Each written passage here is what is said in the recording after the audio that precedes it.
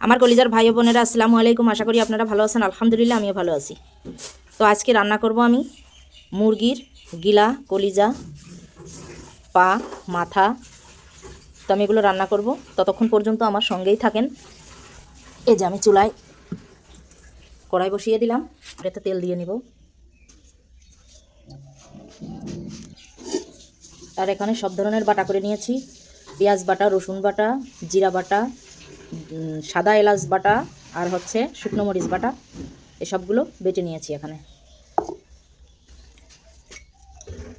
যে তেজপাতা দিয়ে দিব,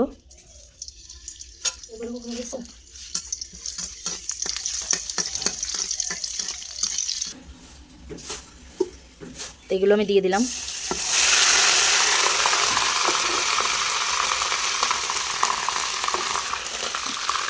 এগুলো পাটায় বেটে নিয়েছি।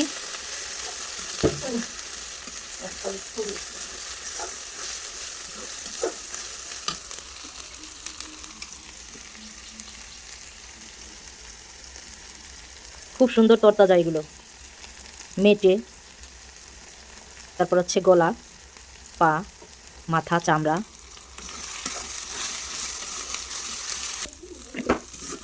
তো আমি মশলাগুলো খুব সুন্দর করে ভেজে নিলাম। এই যে এরকম হয়েছে মশলাগুলো।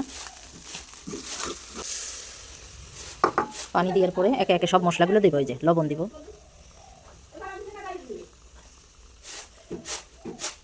হলুদ দিয়ে নেব, দিলাম জিরার গুঁড়া,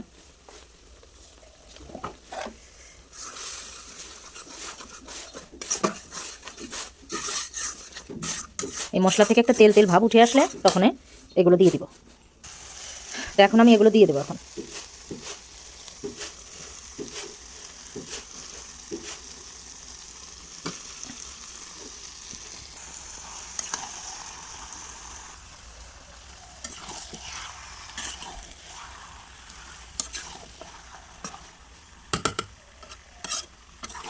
এগুলো খেতে আমার খুব ভালো লাগে, পছন্দ, আমার মেয়েরও পছন্দ।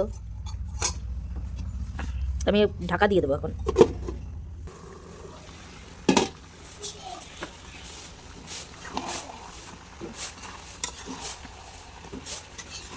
তো এর ভিতরে আমি একটা টমেটো কেটে দিয়েছি, আমার এটা দেখাতে মনে ছিল না।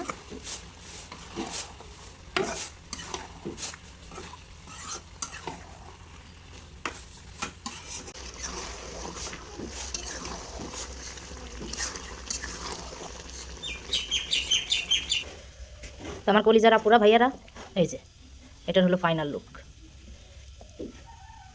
এটা গরম ভাতে খেতে সেই মজা। আপনারা যখন রান্না করবেন অবশ্যই যদি টমেটো থাকে, দুটো টমেটো কেটে দেবেন, সেই মজা। তা আমি এখন খাবো, আপনারা আমার সঙ্গেই থাকেন।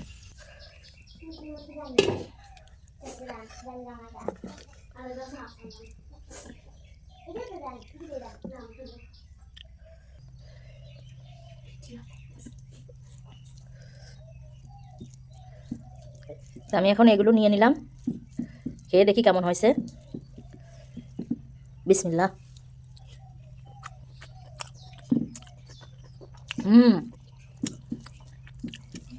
সেই মজা আমার কলিজার আপুরা ভাইয়ারা, সেই স্বাদ, এত স্বাদটা।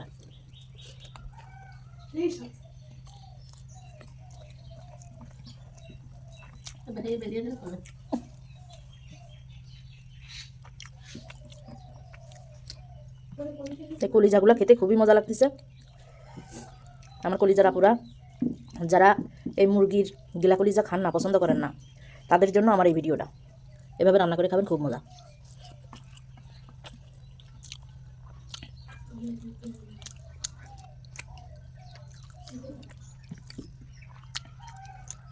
এটা হচ্ছে গিলা, সে মজা। এটা হচ্ছে গলার চামড়া, চামড়াটা দেখেন কি মোটা।